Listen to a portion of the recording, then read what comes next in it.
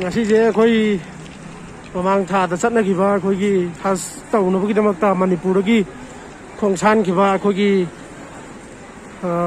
muslim pangali chini naw sing asi airport ta ngasi dagi tholakpa hauna khare maram aduna ngasi thungna ga da ba khoi gi has sapi ki ba manipur gi chil naw sing khoi airport ta thung hojik thungani hai ba gi ma'am नमा मागी इमुंग मनुंग की मियोई लाकुना ngai na bagi phibam ne hojik airport ki condition je ama hojik tholak re ung yam nusi kape ma'am jun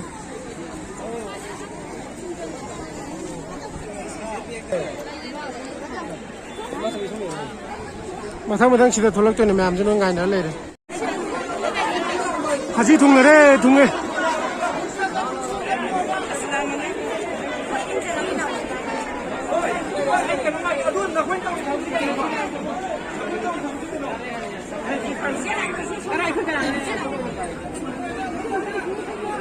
Assalamualaikum.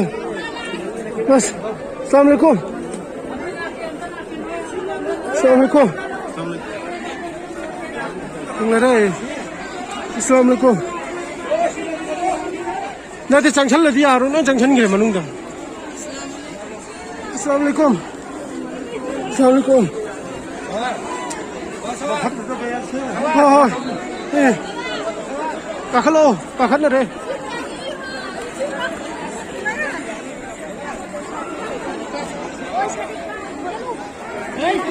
Kaya nung kung isang tuhok tre, kung isang kung lekho talo, isang kung imasok ko laki tre mi ba? Imasok le, imasok le, kung imasok le, imasok. Asomla, asomla. Imasok. Bek se piro ima.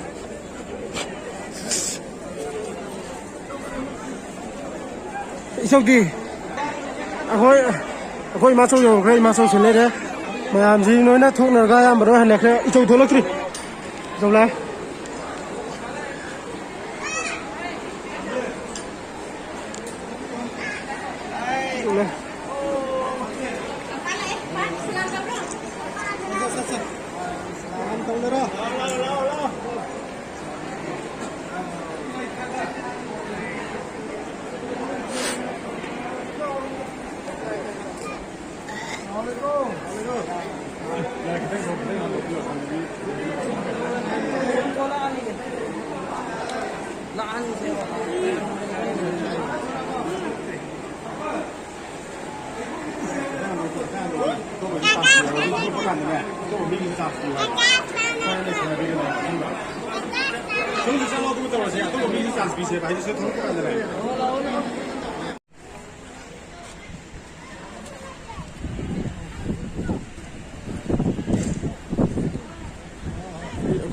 Aku